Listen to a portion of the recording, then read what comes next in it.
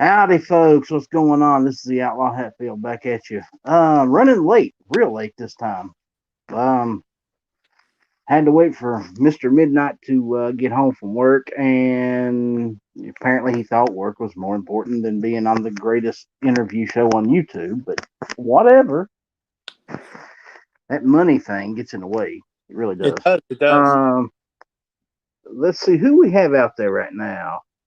We have Mystic Guns, Gunpowder Beauty King pins out there. Two Live Moo. I sent a message out to let everybody know we're going to be a little bit late. That's about it for right now.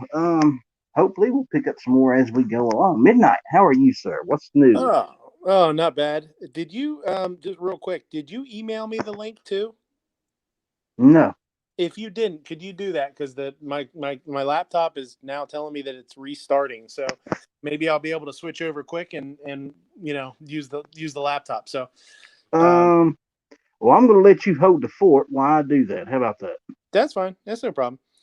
So yeah, we I can't see the chat out there, so I'm not really sure what's going on or who's out there. Oh, you know what? I might be able to switch over. Let me switch over and see if I can see who's out there.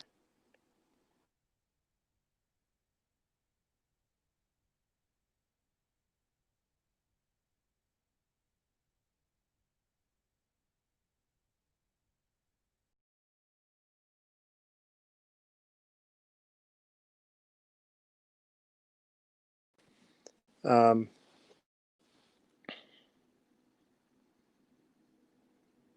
I don't know if we're still live or not.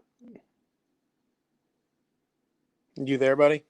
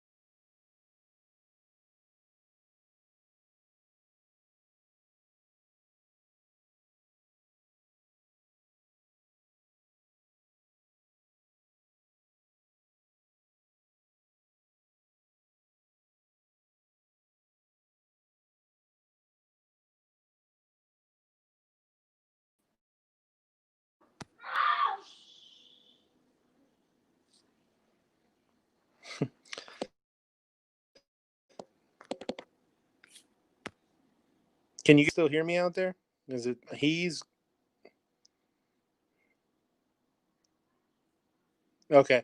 So I'm guessing I couldn't tell if you guys could hear me or not on my phone while I'm looking at the YouTube side. So let's see. I don't know where Ellis is. I don't know where he took off to. I'm right Uh, here. there he is. There he is. Yes, yes. I sent you the link to your email, so it's there. All right, cool.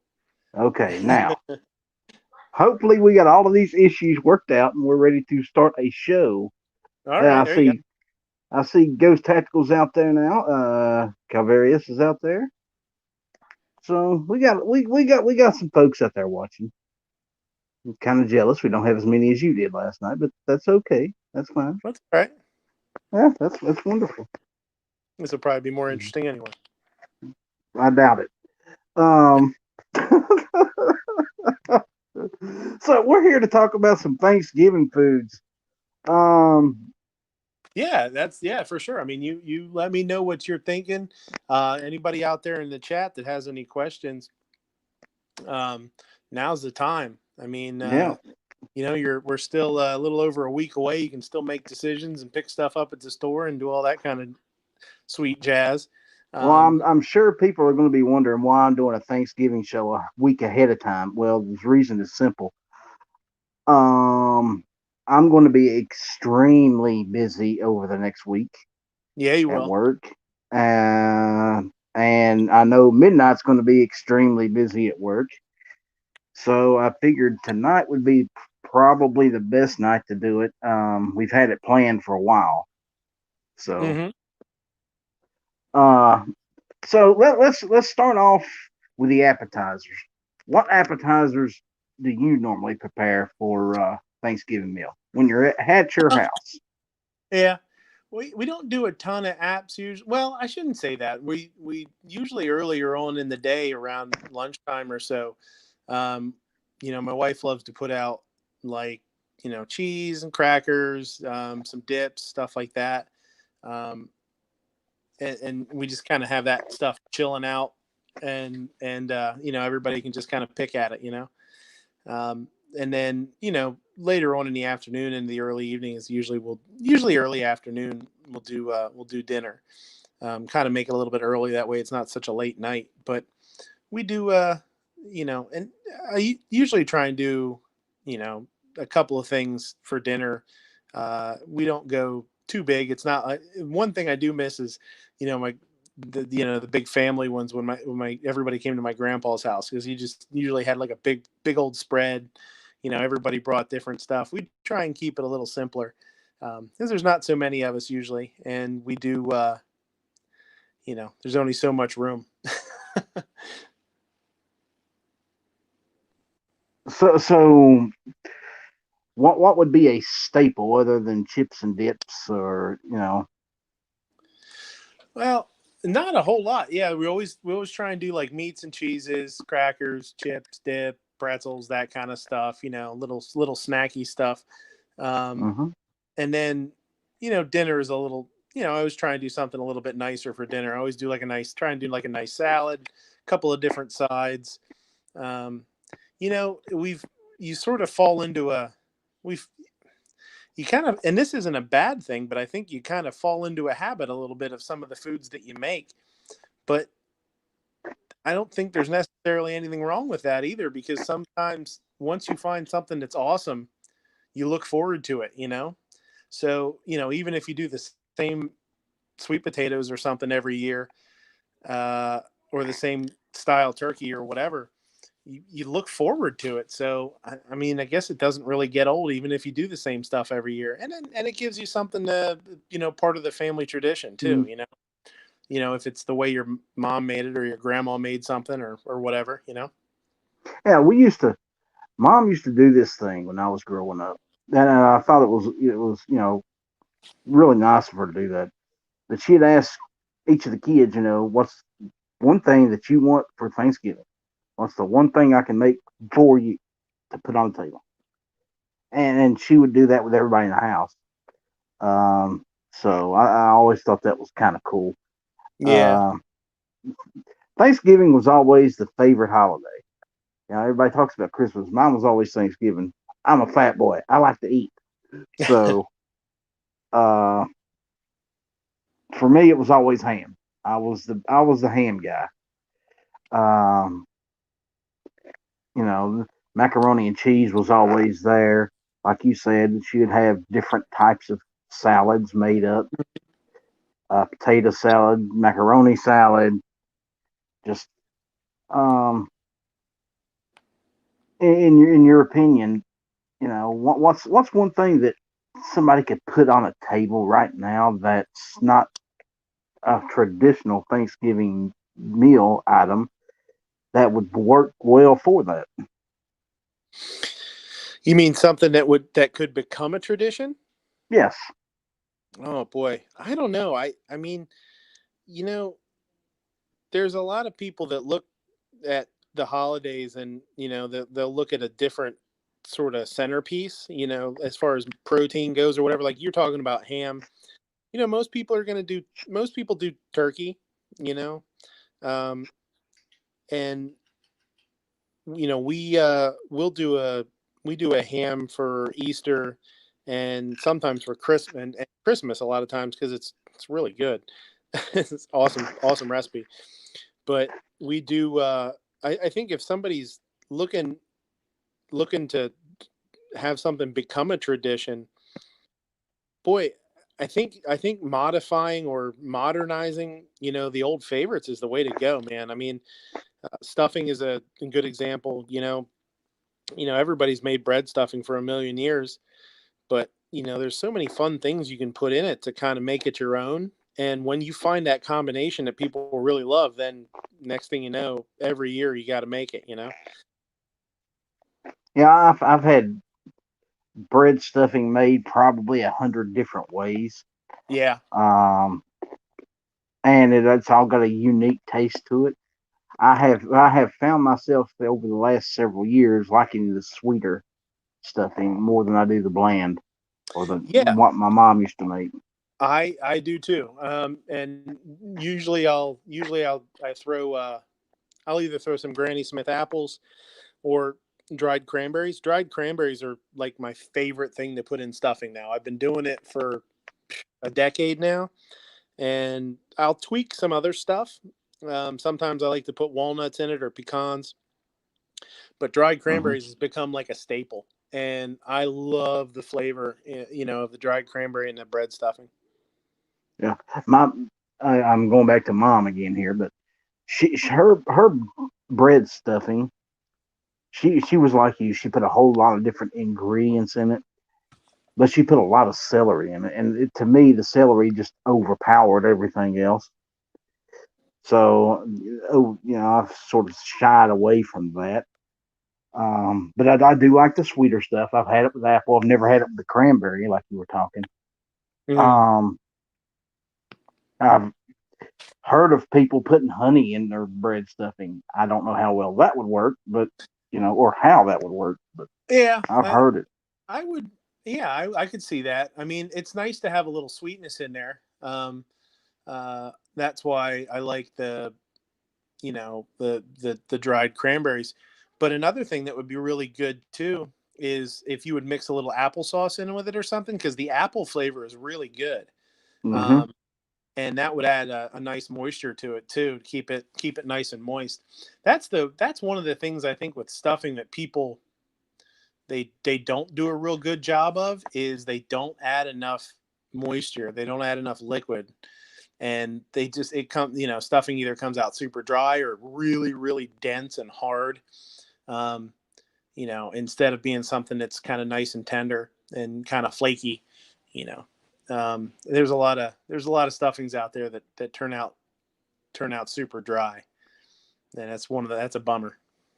Well, I just had this weird thought. You know what apple butter is, I'm sure.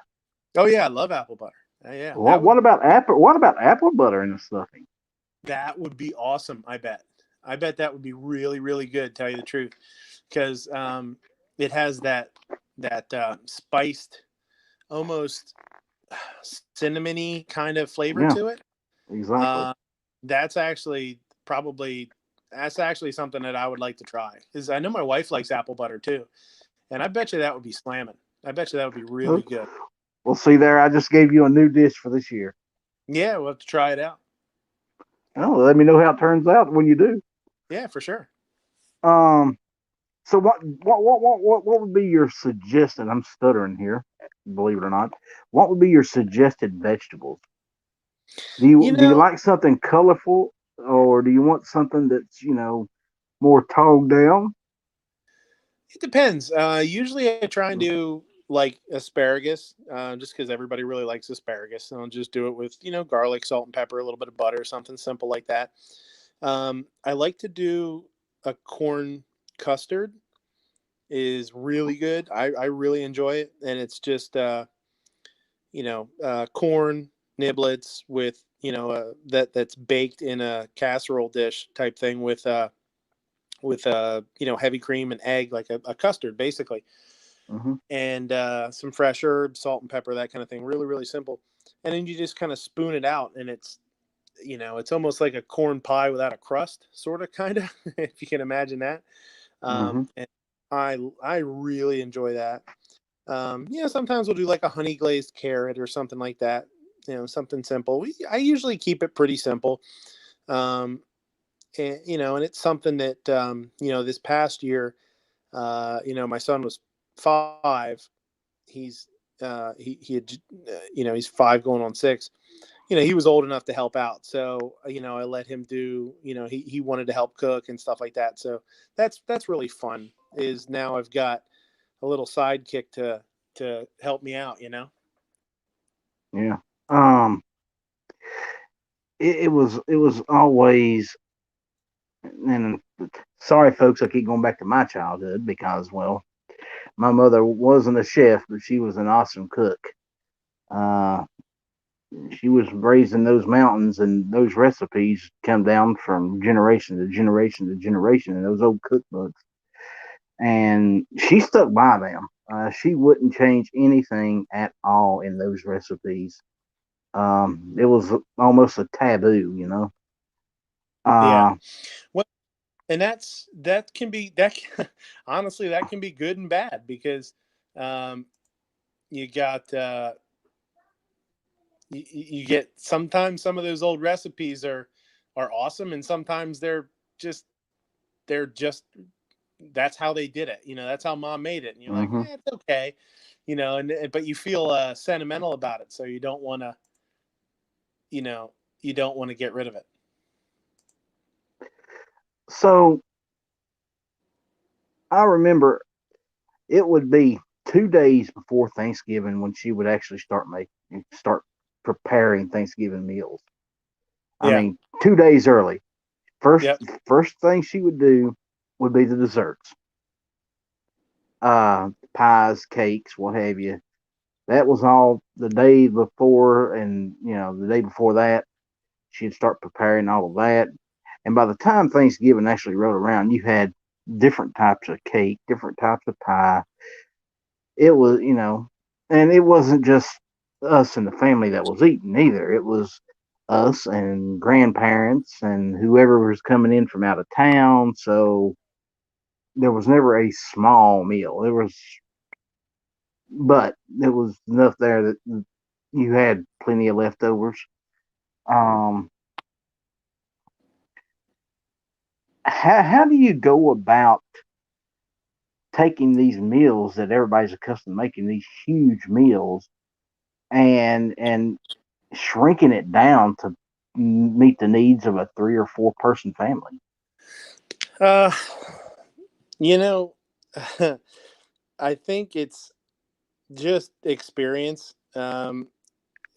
A lot of this stuff too, you got to understand too. I'm not using recipes for a lot of stuff. I'm going by taste. I'm going by just kind of experience or whatever.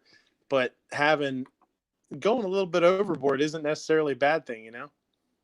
Mm, yeah, but I'm one of these people that cannot stand the thought of wasting food. That just drives me crazy. So, uh, I'm here. I see that. I'm gonna. Uh, you're here twice. That's it. Ah, All right, hold on a second. I'm gonna. All right, hold on a second. I'm gonna Leave from the phone.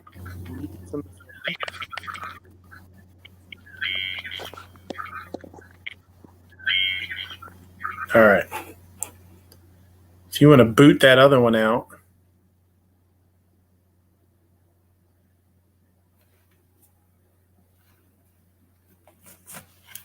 there we go. All right. Can you hear me okay now? I can hear you just fine. All right. There we That go. was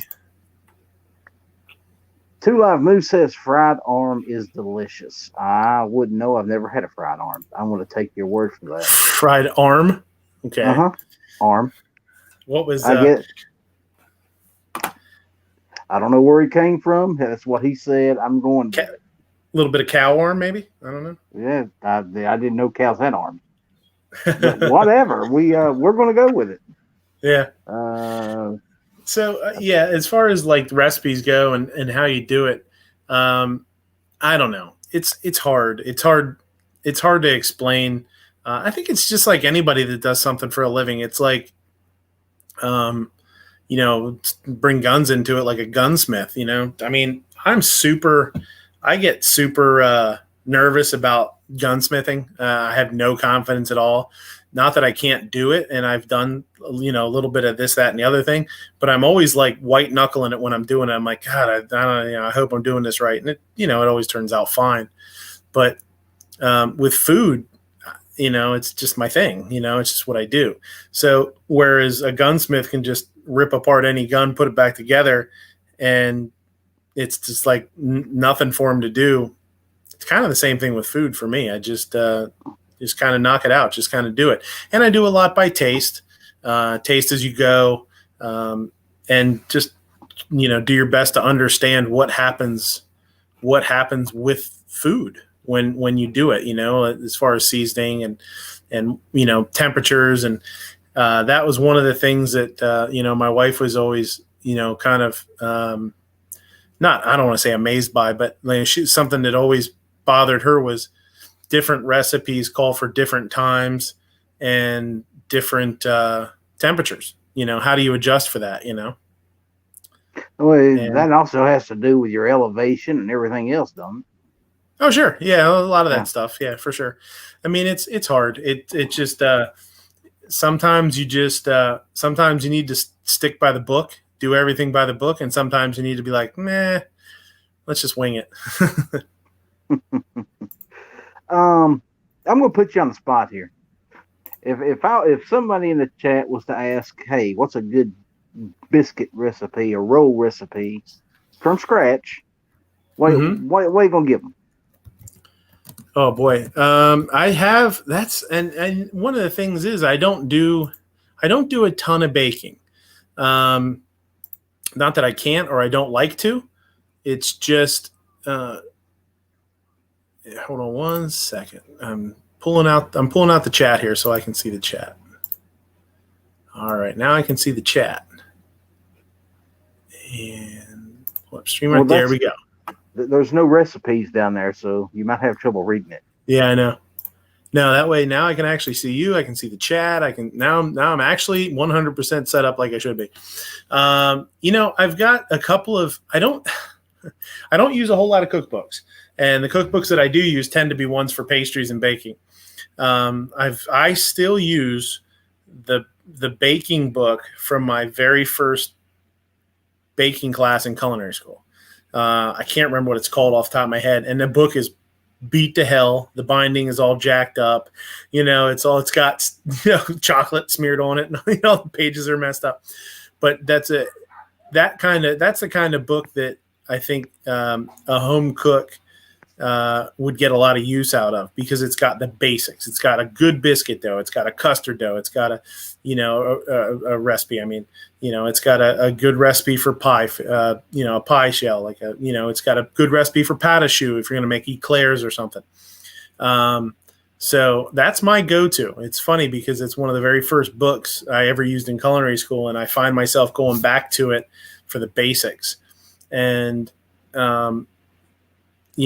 biscuits are funny because you got to work quick, but you can't overwork them. You know what I mean? And you got to keep everything nice and cool, because if that butter melts, it just turns into a doughy, sticky mess. So you got to cut that butter in there and work kind of quick. Yeah. But homemade biscuits are awesome. I don't do them enough. I used to do them at work a little bit here and there, but I don't do them enough. And I noticed you said butter. Ladies and gentlemen, this man did not say margarine. He said butter. Yes, sir. That's something you don't find. You don't find real butter on the shelves anymore. I've actually looked for it, and it's hard to find. Well, there's different things that you use. I mean, butter is a great all around thing because of the flavor. I mean, everybody loves the flavor and what it does. But there's certain recipes that actually work better with shortening. Vegetable shortening or something like that. Certain pie doughs, they work better with the shortening. It helps to. That's actually what shortening is. It shortens proteins. It actually gets in there and it shortens the proteins, and that's why it's called shortening. It keeps things nice and tender, but again, you got to work it in gently. Moo says if you put butter on bacon, you'll travel back in time. Yeah, if you sprinkle it with a little brown sugar, it will. But it doesn't. Without the brown sugar, it doesn't. It won't. You won't actually go back. You might stand still in time, but you can't go back. Brown sugar on bacon. That's a first. Oh my god. Oh my God, you got to do that. Make your bacon, right? Uh-huh. Make your bacon just like you like it, kind of, and then sprinkle a little brown sugar on it, put it back, and then put it in the oven for, a minute. Let that brown sugar melt down on there. You'll thank me. Maybe. So where do you stand on? We're going to get into this now. Where do you stand on the debate? Is it ham or turkey for Thanksgiving? You said earlier turkey. I think turkey. I think, yeah. But I mean, why not both, right? I mean, unless you're really, especially what's really nice now is there's so many. You have the ability to not buy a whole turkey if it's just, you and another person or something. Yeah, 12-pound turkey, and you don't want a truckload of leftovers. I could see that being an issue. But you go to the store, you can buy just a turkey breast. One boneless breast. You can buy, a small ham. Or they do the ones that are like cubed up, or you're cut into fours. Why not both? What the hell?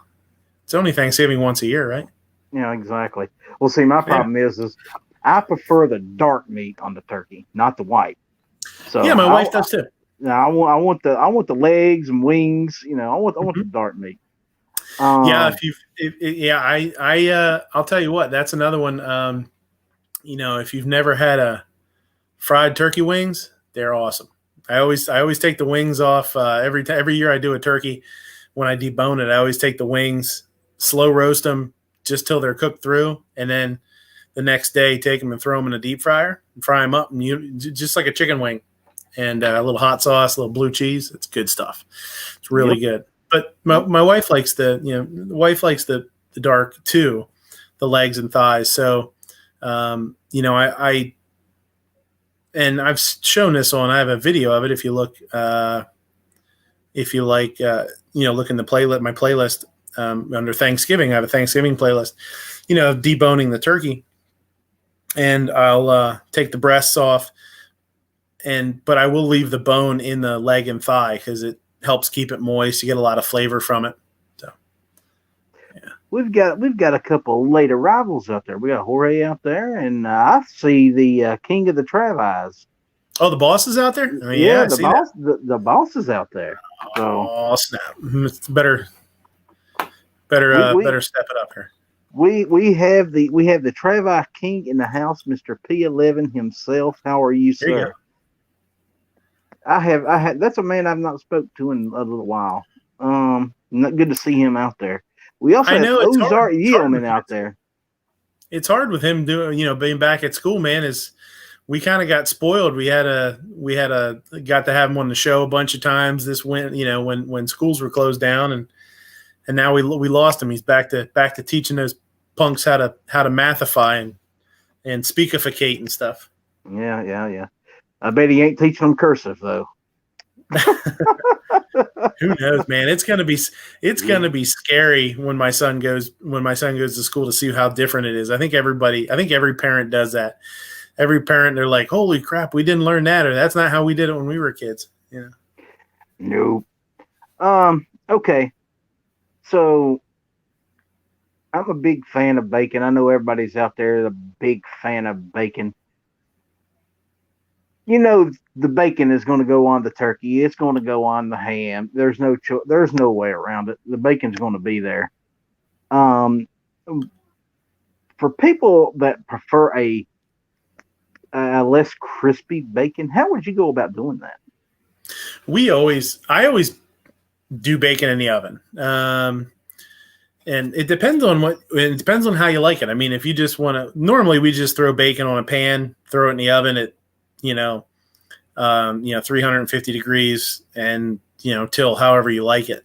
But there's a couple of tricks with bacon depending on how you like it. If you like a bacon a little more crispy, if you have a rack, like a cooling rack that you might cool cookies on or something like that. If you put that on top of your sheet tray and then put the bacon on top of that, it lets the fat drip off the bacon, and it tends to get more fat out of it. And they'll get a little bit crispier that way.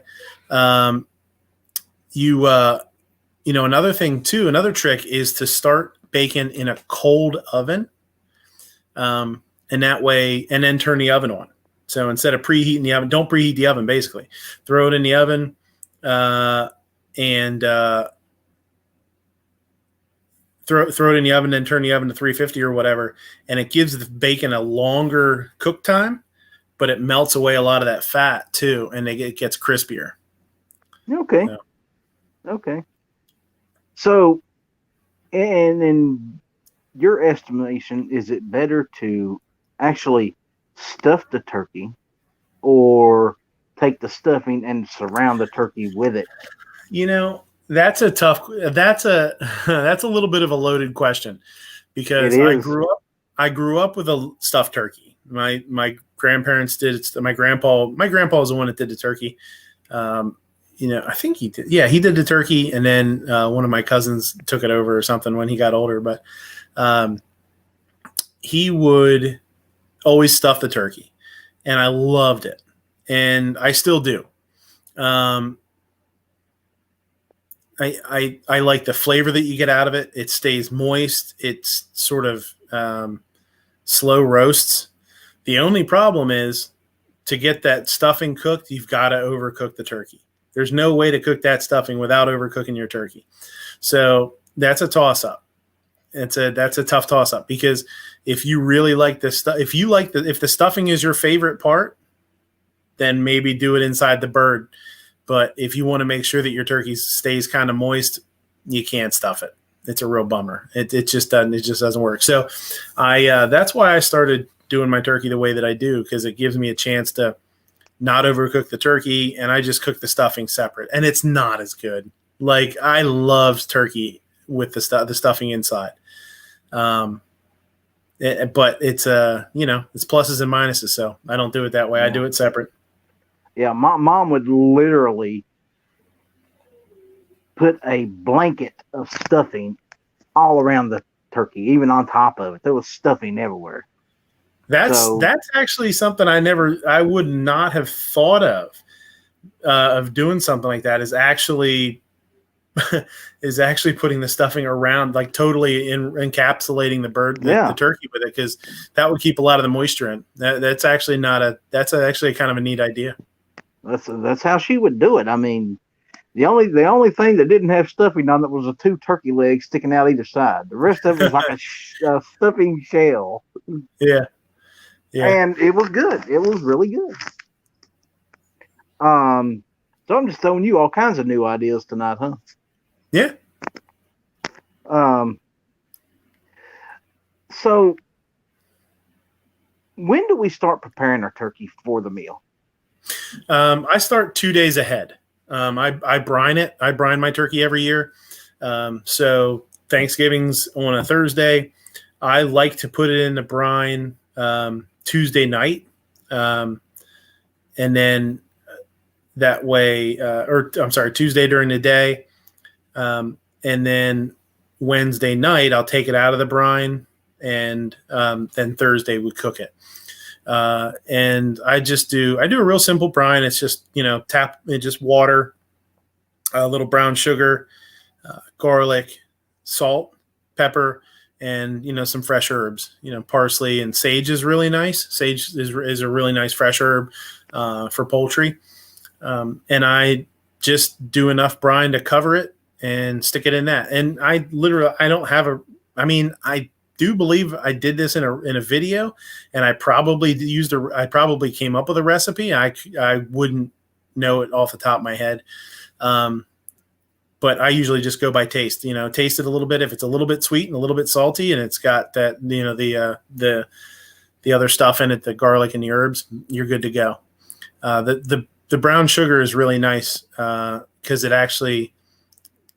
helps give it a nice brown color when it's cooking, because you get a little bit of extra sugar in the meat. That's really nice. Okay. Do you skin the turkey first? Leave skin on? I leave the skin on. I debone it, so I actually just leave the skin there, and I cut along the backbone and down around, and I'll just take the whole. I'll take the whole breast off with the with the skin on it and everything.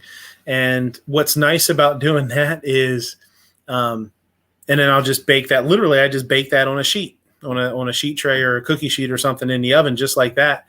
And it cooks really fast and it stays nice and moist. And you can use a thermometer to make sure you're not overcooking it. But that skin on the top, just kind of, the fat underneath the skin kind of melts down. It gets nice and crispy.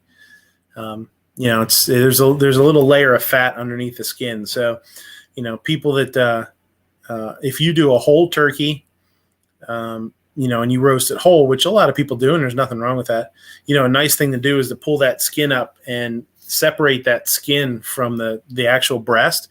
And that's a great place to stick some aromatics.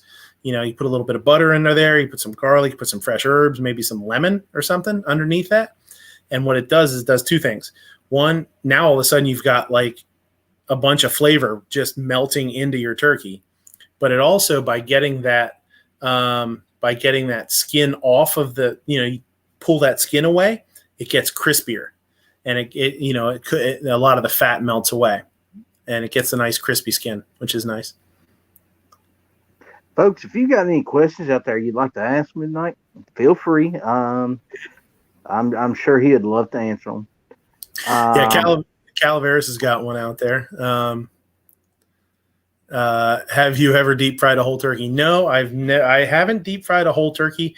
I've deep fried parts of it, but I've never done the whole thing. It's just not something I've got into. I can say this. Deep fried turkey is amazing. Oh, it's super good. It is absolutely amazing. Frying is a great technique, man. I just don't see that as a traditional Thanksgiving, and most people don't want to go that route because they want to keep it traditional. There's a little bit of that, and there's a little bit of you definitely, it's definitely something. If you're going to do it, you got to do it right. You got to do it properly. You got to do it safely. All you got to do is Google fried turkey fire or something like that, and there's a million videos are going to come up of people throwing birds that are still partially frozen, or something like that in the oil. Sounds like somebody's excited. They do. How about putting a turkey on a grill? Barbecuing. Well, yeah, I mean, it would work definitely, especially if you have a grill that, there's a lot of combination grill smokers out there nowadays too. And as long as you don't have it too hot, obviously, it's just like anything else. It's the turkeys, even if you don't stuff it, it's still a pretty thick piece of meat. A large turkey's pretty dense and pretty thick. So you definitely want to start it out slow. But yeah, I know guys, I've seen people that have smoked turkeys. They've smoked whole turkeys, and they look slamming, man. They get like a nice sort of brownish like lacquer to the skin. It looks awesome. It looks so good. Yeah, I've never done. I bet you Clover would do it if he hasn't already. Yeah, I guess he would. He smokes the hell out of. He smokes all sorts of fun stuff. Yeah, I've got friends that like to try weird stuff like that. They'll take a turkey and throw it in. They made a glaze out of honey and something else and put it on a turkey one year and then smoked it. Yeah, and that was good. Yeah, that was good. I can't remember what they put on it exactly. It was honey and something else and some other stuff, and it was absolutely delicious. I would love to know exactly how they made that glaze. Moose says he's done a whole turkey in a smoker. Yeah, I mean, it's nice. Anytime you're willing to keep the heat low and cook it for longer, that's a win. I mean, most people aren't patient enough for that, or they don't have the space. It does take some time. We have Gary Gizzard out there. Gizzard Gary. I'm dyslexic type. That's okay. Yeah, Mystic Guns is saying turkey breast Instapot. Yeah, you could definitely braise turkey. If honestly, for parties and for events, I mean, doing what I do for a living, we do parties and stuff, and sometimes we'll do turkey, and that's kind of how we do it. I mean, I don't do it in an Instapot, but I kind of braise it where it's cooking it in with a little bit of liquid covered, and then take it out, and to order, just throw it in a hot oven with a little butter on top so it gets brown. But it's kind of the same idea as doing something in a Instapot or a slow cooker. Yeah. Yeah, cooking turkey is Mom always said it's a slow process. You cook it for a long hours on a low heat. Yeah. I remember starting to smell the turkey about 10 o'clock in the morning, and by noon, you're starving to death for it. And she wouldn't take it out of the oven until 4 o'clock. Yeah. Then that's that's one of the other things too is, if I can avoid having to get up and put a turkey in the oven and have to be in there for 4 hours or something like that, I'm gonna avoid that if I can. Yeah. Yeah. So we've discussed the turkey. Let's discuss a ham. How would you go about preparing a ham for Thanksgiving? We do a ham with peaches and brown sugar and Dijon that turns out great. The wife found a recipe and we tweaked it a little bit. Not so much a recipe, but she found, I guess you call it a recipe. And we tweaked it. She tweaked it a little bit. Now I don't even how long ago now. I mean, it's been years now, and we do all the time. We do it every year, where you just score the ham, and I'm not supposed to tell you guys how to do it. Oh, and why not? I don't know. I thought she told me last year I was supposed to do a video on how to do it, so I thought it'd be okay. So I'm not allowed. I'm not supposed to tell you. I'm getting yelled at. Tell her I won't tell anybody. Outlaw says he won't tell anybody.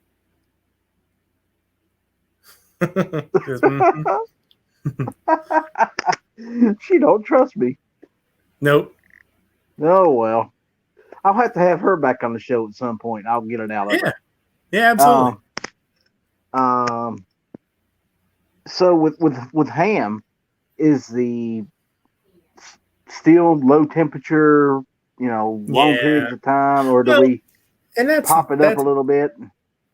Well, a lot of people don't realize too that the ham's already cooked. You know what I mean? It's already been cooked through. So what you're doing to it is you can take that into account a little bit, where you don't necessarily have to cook it for such a long period of time to make sure it's done in the middle, that like it was a turkey or a chicken or something like that. You don't have to worry about it. So it does give you the ability to cook it a little bit higher temperature, and which is really nice, because if you're doing like glazes like the I forget what's the place that does the honey baked ham or whatever. They use a blowtorch on the outside. It's pretty cool. It's pretty neat, because it gives you the chance to not necessarily to finish it off and not necessarily have to take forever, which is good. So you can cook them a little bit higher temperature. Mystic Guns said hello to Mia. Mm-hmm. Mia apparently will die before she gives us that recipe, so we will have to coax it out of her at another point in time. See how steadfast she is about that. Mm-hmm. So do you prefer a spiral ham or just straight? No, I don't. Just in my opinion, they tend to get dry. Because you've got all of a sudden now you've got all these places that you can lose moisture. So I'm not a big fan of spiral cut. I got a spiral cut a couple years ago by accident. I didn't realize it was spiral cut. And it turns out okay, but I've never liked it. I've never thought they turn out as good as they should. It's for ease of use, ease of service, ease of carving. But I don't think you gain anything flavor wise or moisture wise. I just don't think it turns out as good. Bone in or bone out? I think it depends on the ham, because if you know what you're looking for, a bone in is really nice.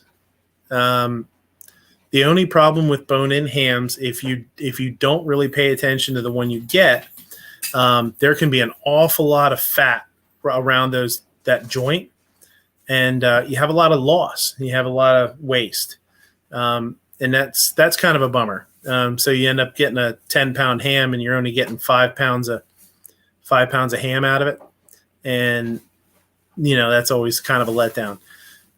Unless you're going to use that bone, and I mean that bone is awesome to make stock out of. If you roast it and then turn it into ham stock and make soup or something out of it, then that's a great usage for it.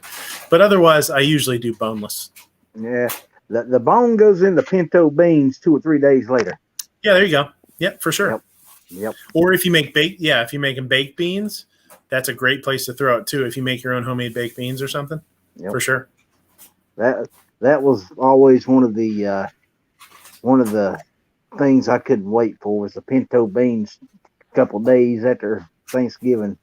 Yeah, because they'd be fresh cornbread baked and pinto beans and that big old ham bone in there. Good eating. Mm-hmm. When we're preparing our hams, how much experimenting do we do with the glaze?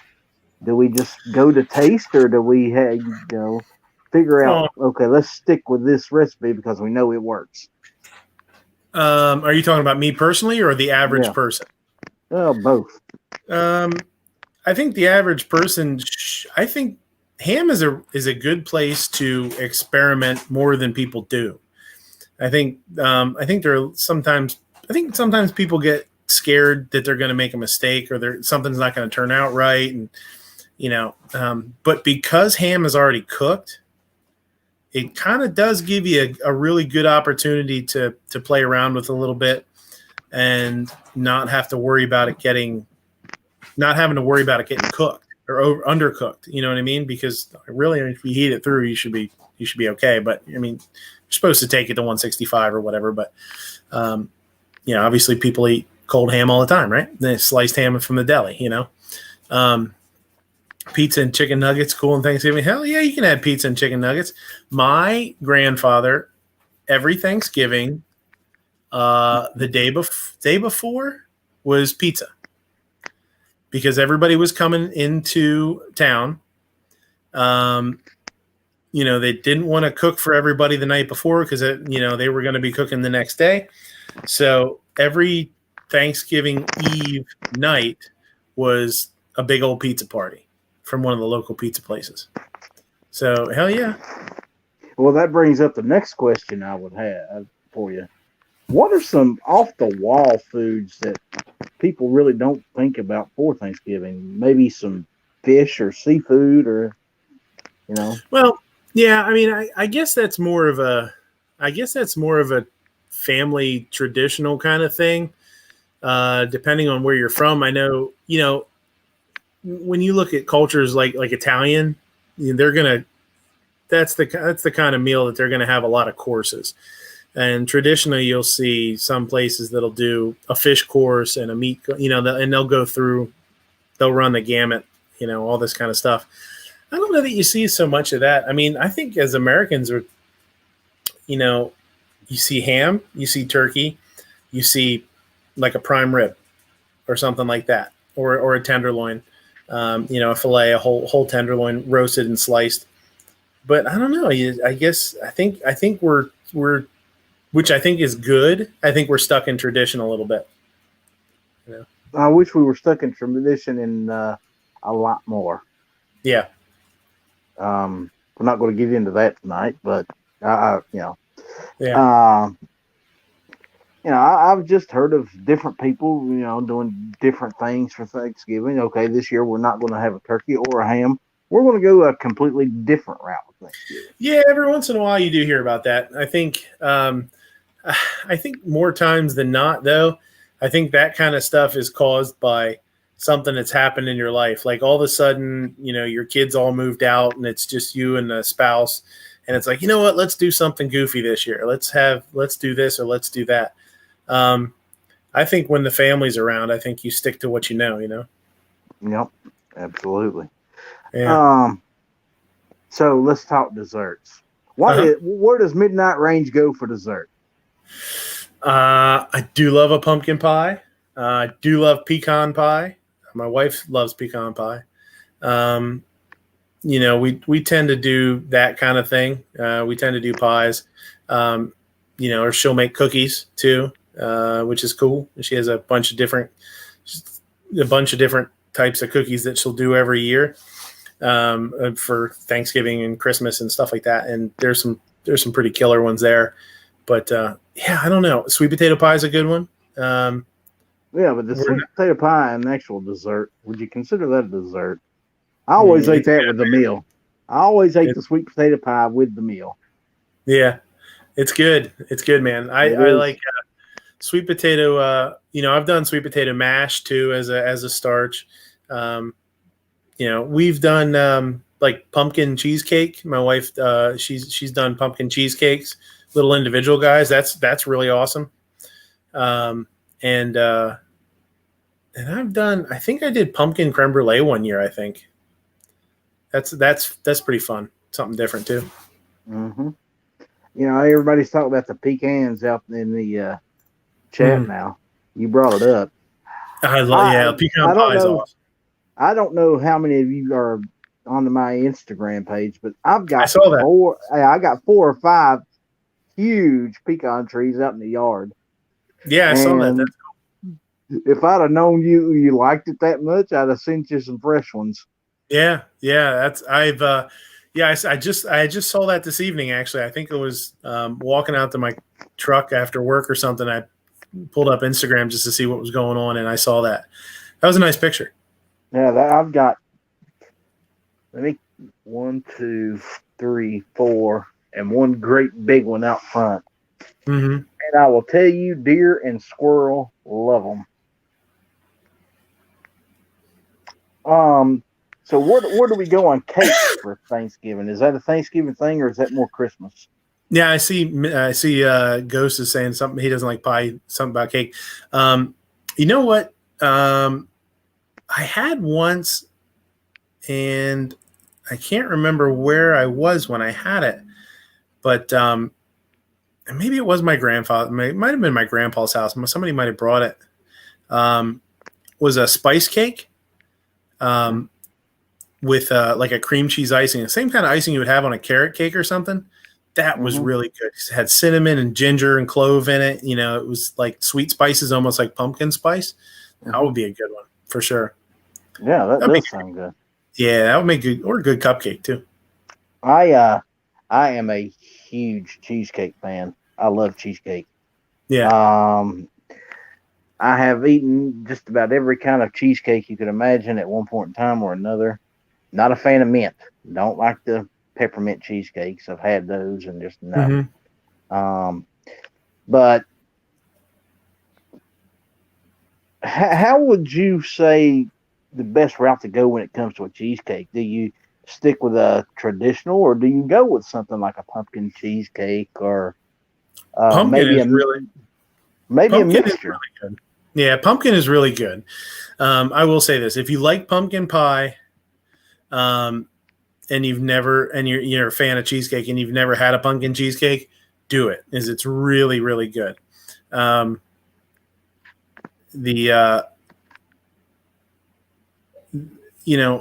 lot of people too, cheesecake's kind of funny because you don't necessarily, if you have a really good cheesecake recipe, you can kind of stick with that and you can do all sorts of toppings on it too. You know what I mean? A fresh blueberry sauce, raspberry, strawberry, blackberry, all that kind of stuff.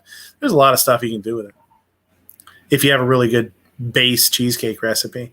Sometimes cheesecake's tricky because if you have a really good cheesecake recipe and you think, oh, I'll just put some of this, that, or the other thing in it, I'll just put some strawberries in it. It doesn't always turn out that great. It can mess with the texture a lot. Yeah. Patriots saying, have I ever had a ginger green cake? No, I don't know what that is. Never even heard of it. No. Cheesecake. Is it a cake or a pie? Or custard? See,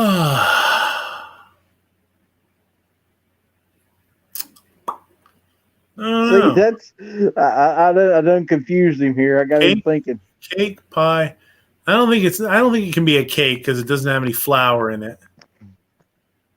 Man, I guess it's a pie. All right. So why do we call it a cheesecake? They call it a pizza pie. Yeah. Maybe exactly. maybe somebody got them messed up. I'm thinking somebody got confused. Yeah, sort of like Slim Jims or candy bars type thing. Nothing confusing about that. That's pretty dead on. That's provable. No, that makes sense. No. It makes no sense. What do we do with the innards of the turkey? The neck, the liver, the heart. Oh, that goes into the gravy. That's into the stock, and that's a super, for me. That's a big one. I will I'll take the neck, the heart, the all the stuff in the bag that you get, the heart, and the carcass. I'll get the bones. Because since I boned mine out, I just will take a cleaver and I'll chunk up the carcass into usable chunks. I roast it pretty high, like 425 for, I don't know. I go by look. I mean, you want a nice, you can actually take it to the point where you get a little bit of a char on the tips. I'll also throw in with that celery, onion, carrot, and a tomato. And then that's going to be your stock. Roast it really hard, throw it in a stock pot with some water, cover it, put it on like a medium-low flame, and stir it up a little bit. And once once it's gone, 2 or 3 hours, strain it all out and just reduce that liquid down, season it, Mom used to do that very thing. And when the process was all over, she would bring me a plate full of livers and hearts and neck bones. And I was in heaven because I don't know what it is. That neck bone's some good meat. Well, there's always a lot of meat left on that kind of stuff. So depending on how you do it, if you cook it for a long period of time, you draw all the flavor out of it. But if you don't if you don't cook it for a long period of time, then the meat still has some decent flavor to it. I'll actually strain it and then put more water back on top of it, cook that, and then combine the two stocks and reduce it down. So I suck as much flavor out of the bones and those veggies as I can. When they're done, they taste like nothing. They don't have any flavor at all. It's all been taken out, drawn out by the water. So, a lot of people don't do that. So my gravy's usually really pretty intense. It's got a really rich flavor, and I almost don't thicken it. I thicken it with just a touch of flour, just a really, really light roux. And it's just more of a natural reduction. And its flavors are really intense. It's nice. Rather than taking the stock that's kind of watery and kind of bland and thickening it up, you just got thick, bland water, bland stock instead of reducing it down. Now you do lose a little bit. I mean, when I make my stock, I probably start out with 3,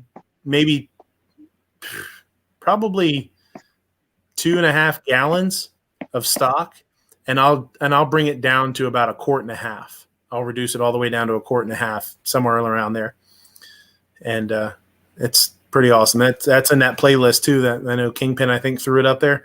There's a there's a video where it almost looks like Jello because it's thickened. It's just the natural thickening from the reduction. It's awesome. Yeah, and Jorge out there is talking turkey gizzards. I'm gonna tell you, I love it. And for those of you who might throw your nose up this, I also love turkey hearts. That's some good meat. Yeah. You ain't never tried it, tried it. When you get into that kind of stuff, it's a textural thing that it just depends on. That's the kind of thing, if you grew up eating it, you're fine with it. A lot of people that have never had it, if they try it when they're adults, it's got a real graininess to it. A lot of the livers and stuff like that. And some people, they get turned off by it. But, I've heard so many people say, I don't like the texture. And that for some reason, and I don't know, maybe it's just the way I'm wired, that's never clicked with me. If it tastes good, I eat it. I don't care what it feels like in my mouth. That don't even occur to me. And I've heard, don't say it. I see the look in your eye. Don't say it. Somebody take that. We need to rip that audio clip right there. Okay, do me a favor. Rip that audio clip and send it to me. Thanks. Do not do that. I see that look in your eye. God, you're an idiot. I love you, but you're an idiot. It's just amazing how much you could do with, Thanksgiving dinner if you really put your mind to it. If you were about to, let's say, provide a meal for the old Gun Channels crew for Thanksgiving, where would you start?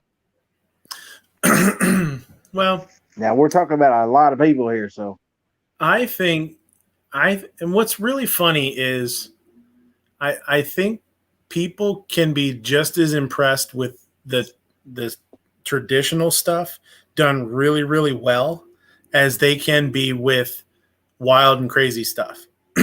Like, we do parties at work and stuff like that, like for the holidays. It's not necessarily that something has crazy ingredients or that it's done in a really wild way. If you can do a stuffing or a turkey or whatever it is, and you do it better than they have ever had it or better than they thought it could be, that's pretty powerful as far as a customer goes.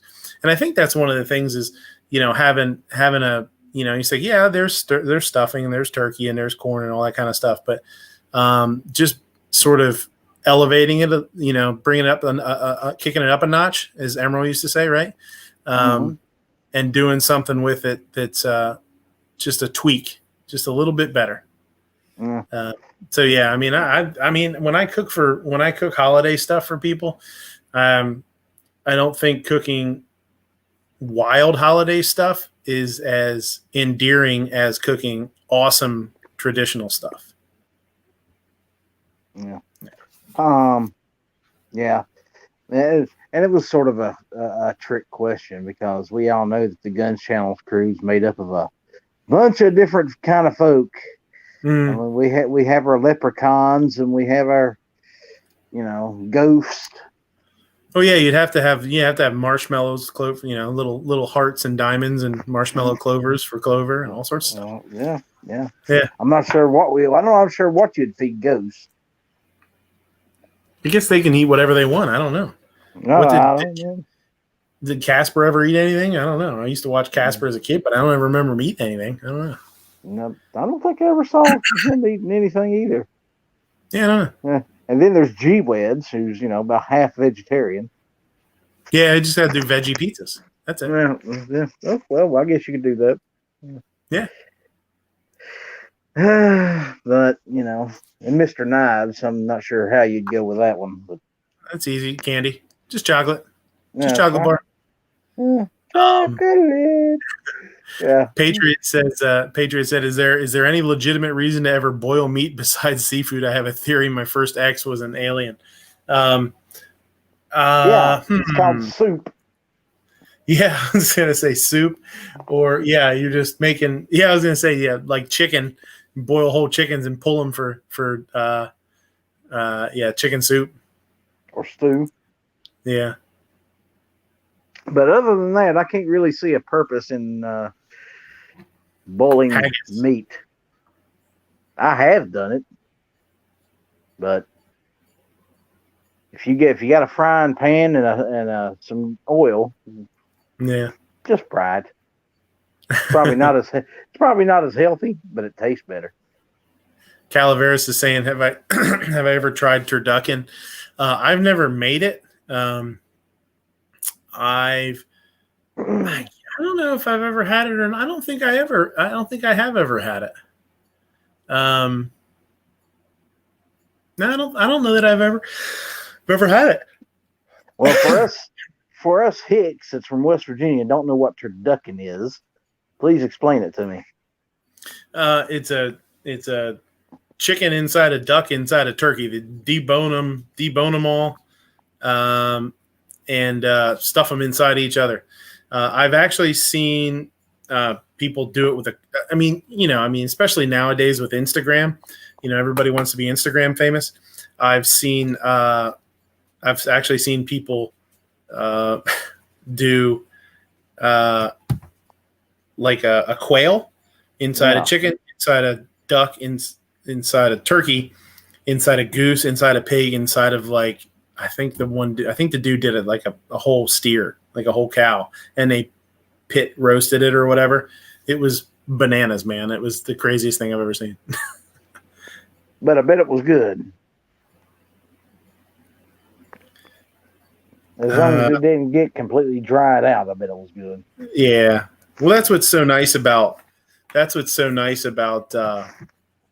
slow cooking that kind of stuff is it just sort of goes, man. You just let it go. If you're in a survival situation, you should boil the meat and drink the broth. Yeah, absolutely. If you're doing survival food, absolutely. Yeah. And you're probably going to be in need of water too. You don't want to waste that water. So anything you cook, if it's cooked with water, you should be able to ingest that water too. Yeah. But in a survival situation, stick with small game, folks. Don't be, you're trying to live, and it takes a lot of effort to cut up and clean a deer. Ghost says blueberry cereal is awesome. My son little guy just discovered blueberry cereal like a week or two ago for the first time. He thought it was pretty awesome. Yeah. Cap'n Crunch is the way to go, folks, when it comes to cereal. Cap'n Crunch. I used to mix Captain Crunch cereal with vanilla ice cream and then pour milk over it, and it was delicious. Hell yeah, that sounds great. It was great. It's also, probably the reason why when I'm 70, I'm going to have diabetes so bad I can. We've been going a little over an hour, folks. I think we're going to call this one done. Midnight, I want to thank you, sir. We had a rough start, but we made it work. Yeah, I don't know if I even said this when I first got on, but I turned my computer on and opened it up and wasn't paying attention, and it went to update. It updated itself and didn't give me the option to stop it. So I was committed. It's done that. It did that to me once before. I don't know why the hell it doesn't always give me the option to pause it or do it later or something like that. It just kicked into it. I had a blue screen that said whatever it said, and I was committed. I was in the middle of it. I couldn't do anything about it. So sorry about that. You ain't got to apologize. Yeah. I'm sure everybody in here knows by now that if this show ever happens on time, then the world's probably coming to an end. So, yeah. As long as we're late, we're safe. There you go. But I do appreciate you, Travis. Yeah, buddy. We discussed doing this a month and a half, 2 months ago. And at least about a month ago. Yeah. Yeah. So I wanted to make sure we got it done. I'm glad you were able to get on here. Yeah, I absolutely. Glad to be appreciate here. anything you want to plug, anything you got coming up. Not really, just the shows on Sunday nights. You know, talking about whatever people want to talk about. We're talking about current events and guns, politics a little bit. Politics has been kind of headlining quite a bit of everybody's chats nowadays. So, it is what it is. Yeah, I'm Hopefully we trying. get away from that pretty soon. Hopefully Yeah, you can just get things back to normal. yeah, I'm trying to completely steer away from all of that on both of my shows. Mm-hmm.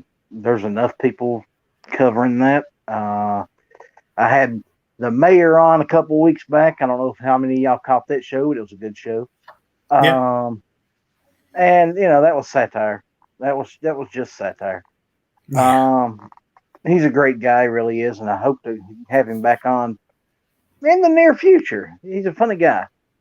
But coming up, I think on the 23rd is the next Monday, if I'm not mistaken.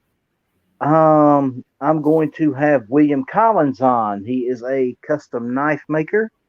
Um, Great guy. I've had a couple conversations with him. I'm Very working on cool. some. Yeah, he makes custom survival knives, bush knives, stuff of that nature. So I'm going to have him on. I'm working on a few other things. Now, ladies and gentlemen, if there is anybody out there you'd like for me to try to get on the show, send me an email at theoutlawhatfield@gmail.com. If you got my phone number, text me. I'll do my best to try to get these guys on. I make promises. I have, I've got to work around everybody else's schedule here. Luckily tonight, I got lucky and Midnight can make it. Yeah. We wasn't sure if this was going to happen tonight. Yeah, it's But been hard. When I was on last time, we were I think we might have been takeout only at that point or something. So I think I was getting home at like 9:00 back then. Now we're back to our regular hours. So I'm kind of stuck, But we haven't had a whole lot of late night business. Philadelphia apparently just went to takeout only again. So we'll see what happens with that. yeah, budget.